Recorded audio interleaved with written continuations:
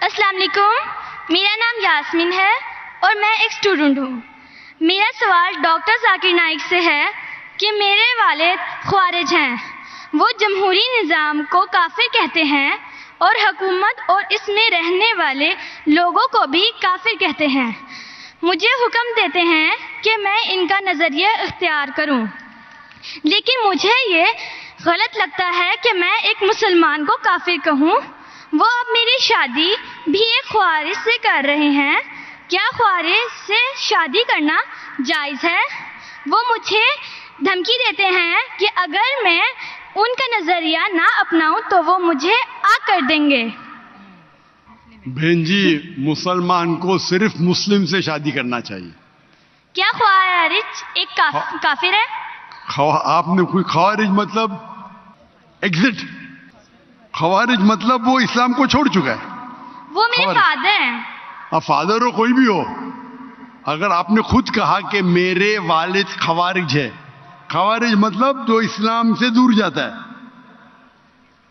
تو جو اسلام سے دور جاتا ہے اور اسلام کے خلاف جاتا ہے اسے کہتے خارج۔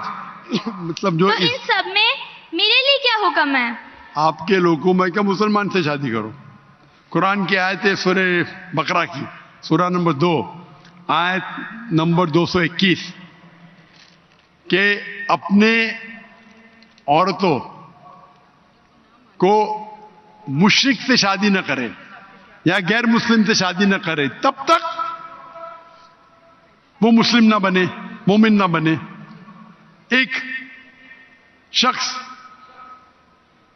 جو سلیو ہو، کتنا بھی غریب ہو، وہ بہتر ہے اس شخص سے، اس مشرک سے، اس غیر مسلم سے، چاہے وہ کتنا بھی آپ کو متاثر کرے۔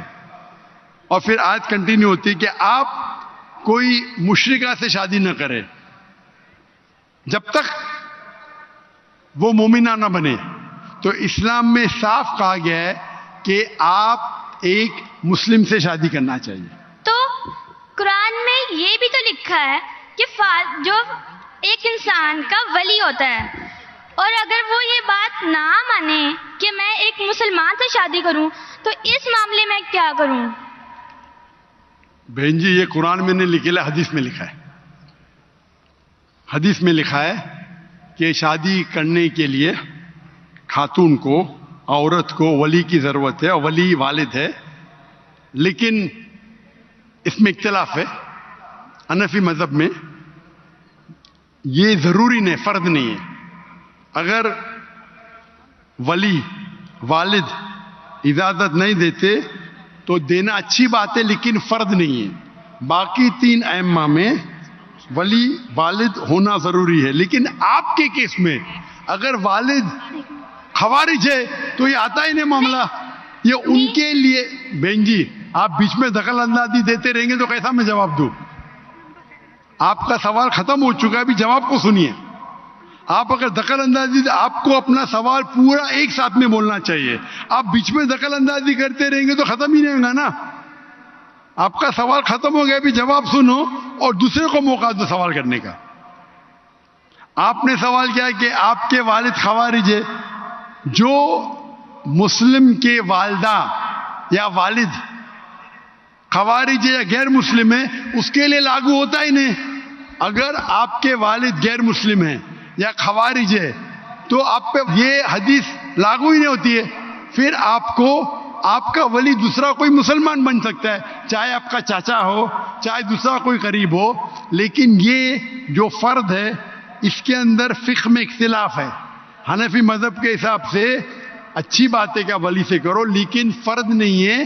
اگر والد اس شادی کے ساتھ رضا نہیں ہے پھر بھی شادی ہو جاتی ہے۔ باقی 3 ائمہ کے نزدیک